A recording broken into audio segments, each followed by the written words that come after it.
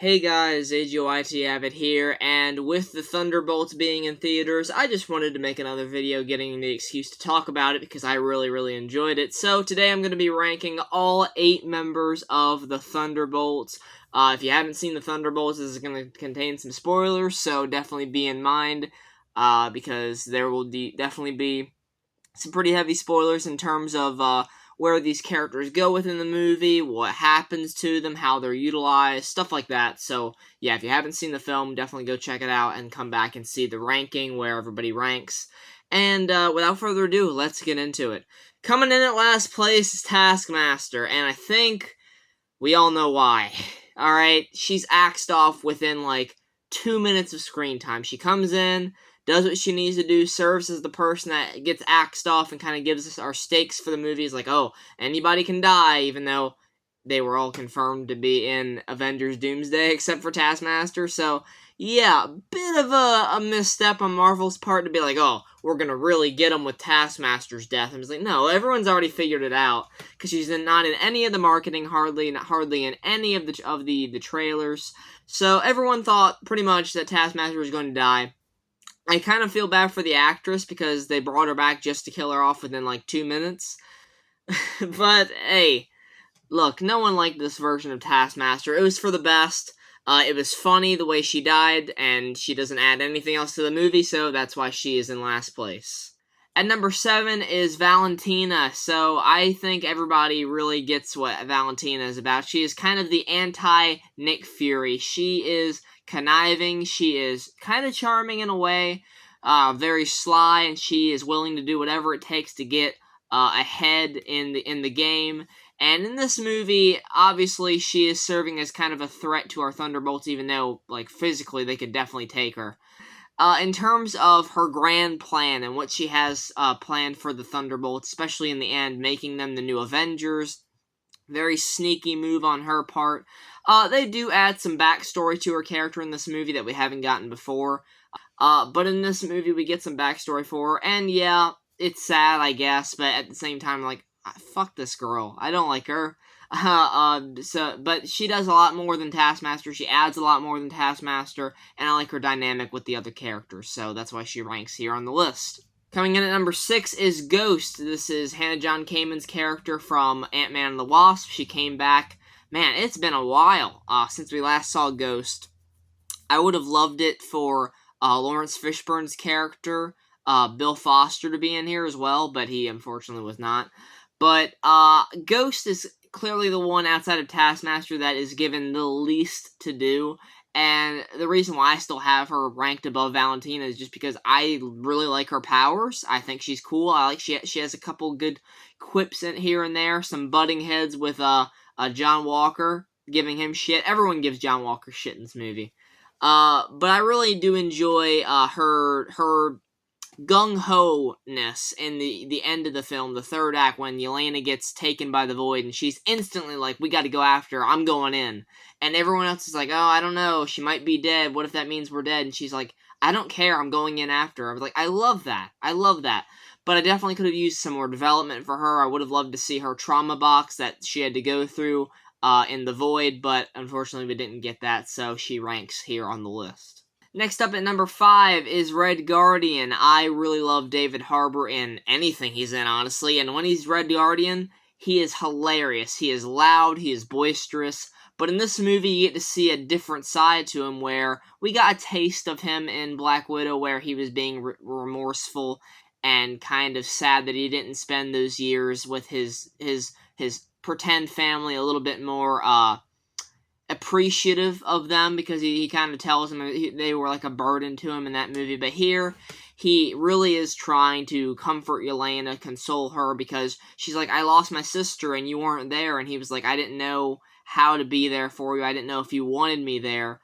So it's that classic deal where someone's going through something, and then you have someone else that wants to be there, but they don't think the other person wants them to be there for them, and they don't know how to handle it. And that's where Red Guardian is at in this movie, where he has Yelena, who he loves, he cares about deeply, And we see that all throughout the movie. We see his banter with the others, telling them about her soccer team, and he gives the team the name, the Thunderbolts. So he has a lot of comedic moments in there, but also a lot of emotional moments in there. So, of course, he ranks here on the list.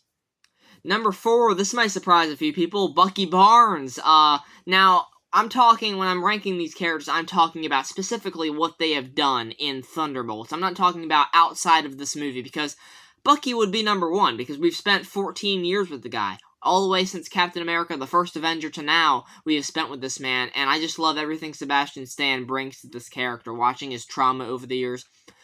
In Thunderbolts, I did feel like he was underutilized a little bit. I wanted a bit more Bucky, but the Bucky that we do get is still badass. These top 4 really are, like, great, like, all-time favorite characters for me right now.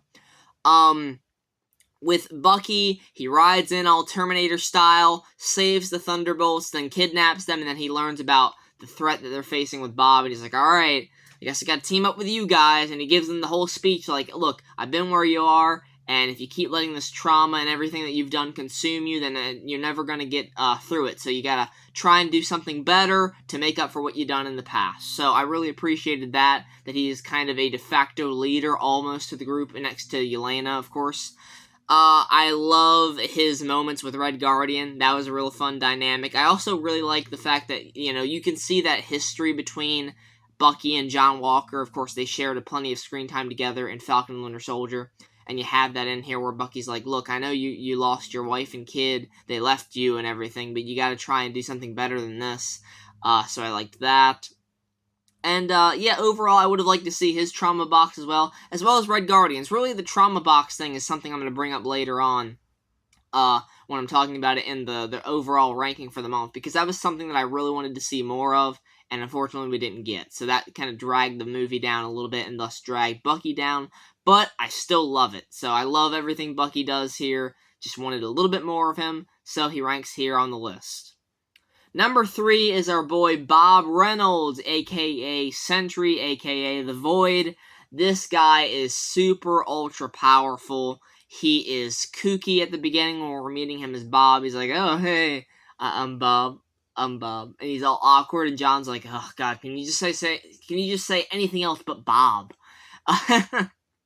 He is very awkward. He is very shy, but he connects to our Thunderbolts very quickly. He opens himself up to Yelena.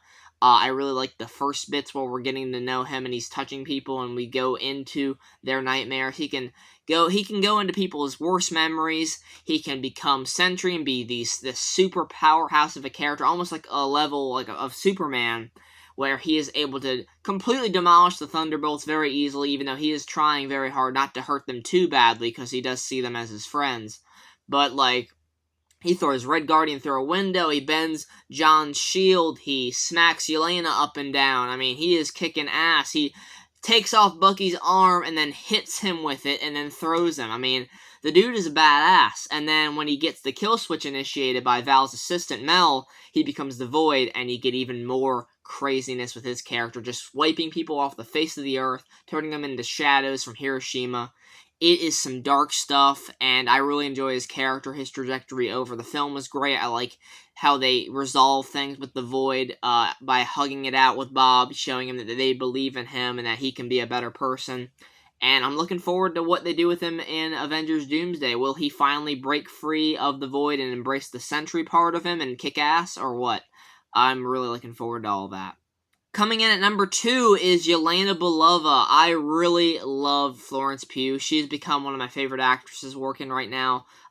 Whether we're talking about Midsummer or Oppenheimer or Little Women. And of course, when she came into Black Widow as Yelena, she was an instant fan favorite. And I'm glad that we have her in this movie leading the show, running it. And she did a fantastic job. Florence Pugh absolutely does the best performance in the movie. Her emotional range in this is phenomenal. Just exploring the trauma of Yelena throughout the movie was really fascinating to me. Having to see that backstory where she had to lead this little girl out into a forest for someone else to kill her as her first assignment. It shows her in the Red Room reloading her gun the fastest out of everyone in the class, getting moved forward in the ranks. So I really liked that backstory for her. I love her dynamic with Red Guardian. I like her dynamic with everybody, really, especially Bob and Red Guardian. Those are the two main dynamics that I really love from Yelena. I like that she steps up.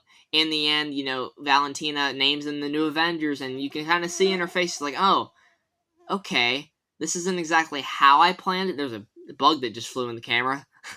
Sorry, this isn't exactly how I planned this happening, for me to become this public-facing hero that people can look up to and I can actually do things right to make up for what I've done, but I'm going to take advantage of this, and she tells Val, like, we own you now. I really love that line, and I'm proud of her for leading the new Avengers. I'm looking forward to her in Doomsday. What she's going to do against Dr. Doom, I don't know, because she only has guns and tasers and shit.